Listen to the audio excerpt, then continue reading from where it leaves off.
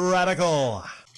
Welcome to Flea Market Stories, documenting one man's journey into the world of flea marketing. I'm not going to really go over the day, a lot of the details of the day. I think I made like 100 and something, very, very slow day. All video games. Speaking of video games, though, I've talked about in great detail a certain individual on YouTube that has dreams, goals, and aspirations for making a game museum. You know who I'm talking about. Don't you know who I'm talking about? But what if I would tell you that there was someone that approached me with kind of an idea, and he doesn't have a lot of the money? The other person, a friend of his, apparently made a lot of money off of Bitcoin. He had some Bitcoin and it was worth something. I don't know much about crap cryptocurrency. I don't know. But a lot of people make real money off of the fake money. And he has a lot of money, supposedly. So he was explaining to me, and I didn't have any PS4 games he was interested in. That's what he was looking for first. He was explaining to me how he has an idea of going in with his friend who has a lot of money and apparently doesn't know a lot what to do with it, has an idea. To him, I think he said he just didn't expect making that much money off of the Bitcoin, so to him it's fun money, so he wants to have fun with it. So he was thinking about renting out a place, making it into a bar, kind of like a video game museum bar, to where they would serve drinks, and then people would come in like an arcade, but not the kind of arcade you put quarters into the machines, but you would pay up front by hour, and you would be able to go through, and there would be multiple different areas set up with multiple TVs, multiple game systems, and you could go through the generations, and you could actually play on any of these systems. And there would be different areas where there might be 5, 10 PS1s, 5, 10 PS2s, and PS3, and it would start on one end, and it would go through pretty much all the consoles. And they would have stools there to sit on to play these systems. I'm guessing there would be kiosk, because you don't want people, getting anything. Maybe they're drinking and they, I don't know. Well, you want to have them protected.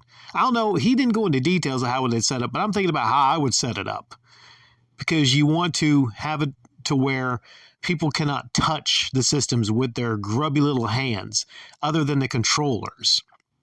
And the systems would be behind glass.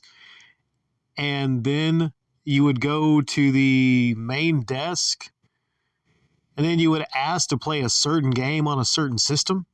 And then they would catalog them and have a giant wall of games behind to where someone could request to play a certain game, which is an interesting idea, kind of like an interactive museum. And also, you could get drunk while you play the games. Now, that is an interesting idea. So this person said they would be at the flea market every weekend because they come there, usually a lot. And they gave me a business proposal. The proposal was, first he asked me how easy it was for me to get retro game systems. And I said I mostly deal in Xbox 360, PS2, but sometimes I can get older stuff like Super NES, this and that.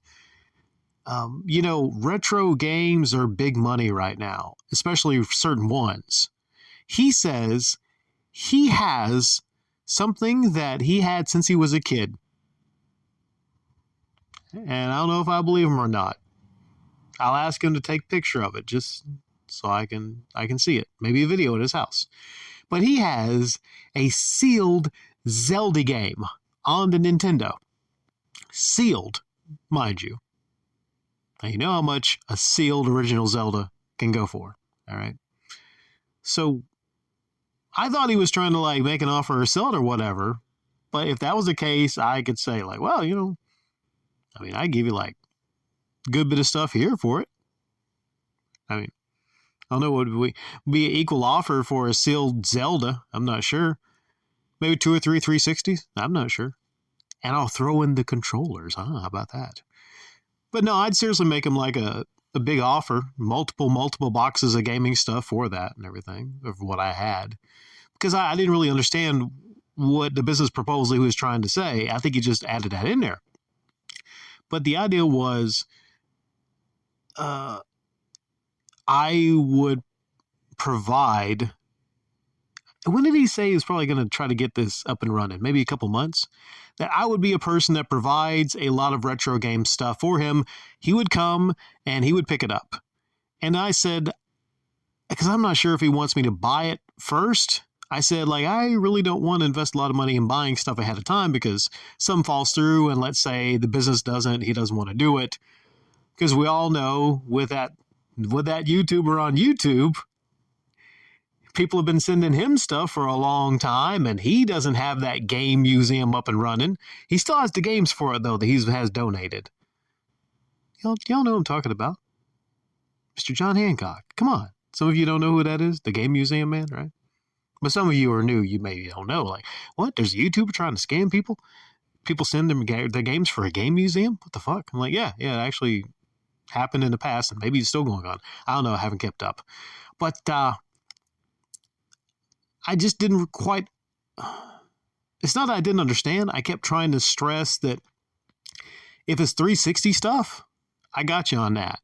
I can cover you on that. I can get you lots of 360 stuff because I go to Goodwill and I can get 360s for like 20, 30 bucks in lots if I'm lucky. It's getting a little harder to get them, but no, I can get them.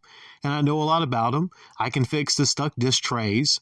I deal in 360s. So I told him if it's a wing of your game museum bar, then I got you covered on the 360 end. Not only just the regular, I can get you multiple different types of 360s. He then stressed, he was talking about a lot of things, and he was kind of like bouncing from one thing to the next, talking about different games he likes and going over here and everything. He said that it would be a situation where I would get a lump sum of money, and then there would be a contract involved. And I don't know if I'm really comfortable with that, like signing some kind of a contract, like paperwork. Like, really? You're gonna bring money and paperwork, and I'm gonna be expected to do this and have these? Because that sounds like, I don't know. I mean, I get that they want to be official, especially if they're giving me the money to get the stuff. But I told them I'd be more comfortable, acquiring the things that I normally sell, and then, just to make sure that they're on a level, see him start buying a couple systems from me or his friend. And when they start doing that, I start seeing that they're buying things from me, and it's not like some kind of a huge giant scam or something. Not that I detected it might be a scam. Not that they're, scammers like John Hancock, the YouTuber, as he scammed people for several years. Just like I'm working this in here, how he scammed for several years getting game donations and money from people because he's building a game museum. But there's still no game museum several years, half a decade after he keeps saying there's going to be a game museum. I kind of feel like in 5, 10, 20 more years, he'll still be telling people that there's definitely, most assuredly, going to be a game museum. Please send them your games. Make sure to, especially the rare ones,